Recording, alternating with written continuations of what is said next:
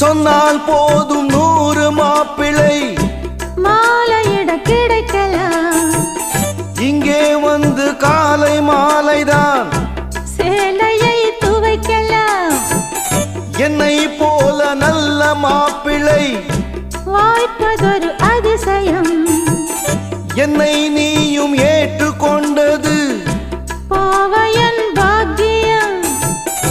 நெடுநாட்கள் ஏங்கும் ஏக்கந்தான் இந்நாள் இங்கு தீர்ந்தது. இல்லையா பின்ன?